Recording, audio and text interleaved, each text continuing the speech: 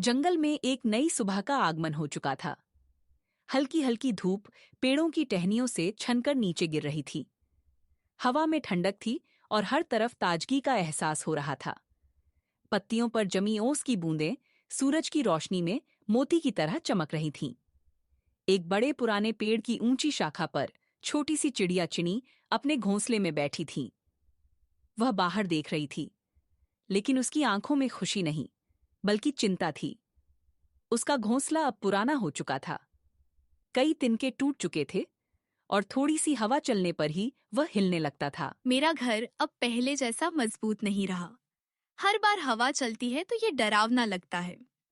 अगर तेज बारिश आई तो ये गिर सकता है। मुझे नया घर बनाना ही होगा। उसी समय पेड़ की दूसरी शाखा से फुर्तीली गिलहरी गुग्गू कूदते हुए आती है। वह बहुत खुशमिजाज और मददगार थी।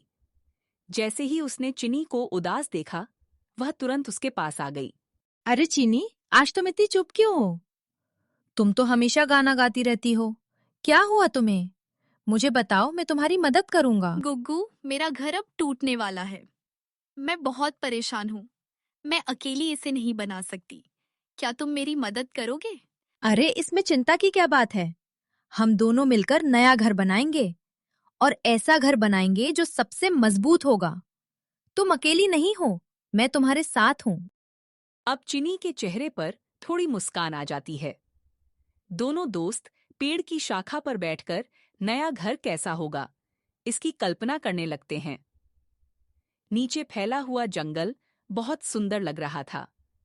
पक्षियों की आवाज और ठंडी हवा उन्हें और उत्साहित कर रही थी। मैं चाहती हूँ मेरा घर बहुत मजबूत हो, ताकि कोई भी तूफान उसे हिला न सके। और वह बहुत सुंदर भी दिखे, जहाँ मैं सुरक्षित रह सकूं। हम ऐसा ही घर बनाएंगे। हम सबसे अच्छे तिनके और घास लाएंगे। हम मेहनत करेंगे और तुम्हारा सपना पूरा करेंगे। दोनों दोस्त पेड़ से उतरकर एक बड़े मैदान में पहुंचते हैं। वहां चारों ओर हरी भरी घास फैली हुई थी। हवा चलने पर घास लहरों की तरह हिल रही थी। सूरज की रोशनी उस घास को और भी चमकदार बना रही थी। ये घास कितनी मुलायम है और कितनी मजबूत भी। मैं इससे अपना घर बनाऊंगी। ये सबसे अच्छा रहेगा। तो फिर देर किस बात की? चलो इसे इकट्ठा करते हैं। हम जल्दी काम शुरू करते हैं। हम जीत जाएंगे। अचानक झाड़ियों में हलचल होती है और एक सफेद खरगोश मोंटू उछलता हुआ बाहर आता है।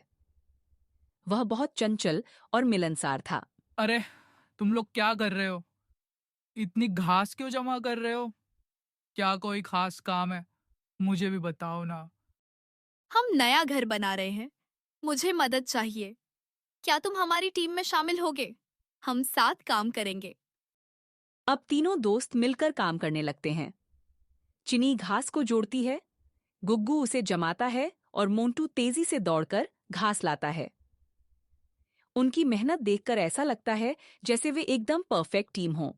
मैं ऊपर की छत बनाऊंगा, तुम नीचे से घास दो। हम जल्दी पूरा करेंगे। टीम वर्क ही जीत है। मैं और घास लेकर आया हूँ। तुम चिंता मत करो। मैं हमेशा तैयार हूँ। हम जीतेंगे।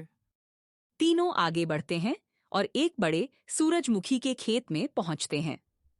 ऊंचे ऊंचे सूरजमुखी ऐसे खड़े थे जैसे पहरेदार हों। हवा चलने पर वे धीरे धीरे झूमते थे और एक सुंदर दृश्य बनाते थे। ये जगह कितनी सुंदर है। मैं यहीं घर बनाऊंगी। ये हमें धूप और छाया देंगे। ये सबसे सुरक्षित जगह है। अचानक सूरजमुखी धीरे धीरे बोलने लगते हैं। उनकी आवाज बहुत शांत और प्यारी होती है। अब घर का असली निर्माण शुरू होता है।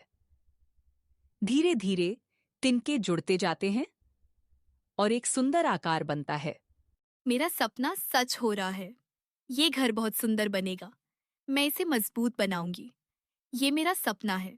दिन बीतते जाते हैं, लेकिन तीनों की मेहनत कम नहीं होती। सूरज ढलता है, फिर भी वे काम करते रहते हैं। मैं और घास लेकर आया हूँ। अब हम जल्दी खत्म करेंगे। मुझे बहुत खुशी हो रही है। दोस्ती सबसे बड़ी ताकत है। अब सब थकने लगते हैं, लेकिन हार नहीं मानते। मैं थक गई हूँ, लेकिन मैं रुकूंगी नहीं। मुझे अपना घर चाहिए। मैं कोशिश करती रहूंगी। थोड़ा आराम करो, हम साथ हैं, सब ठीक होगा।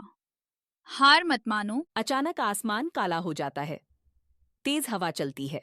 ये क्या हो रहा है? मेरा घर टूट जाएगा। मैं डर गई हूँ। अब क्या होगा? डरो मत, हम बचाएंगे। मैं पकड़ता हूँ, तुम मजबूत करो। सूरजमुखी, हम तुम्हारी रक्षा करेंगे। हम झुकेंगे पर टूटेंगे नहीं। तुम सुरक्षित हो, डरो मत। तूफान चला जाता है। घर सुरक्षित रहता है। तुम सब मेरे सबसे अच्छे दोस्त हो। मैं बहुत खुश हूँ।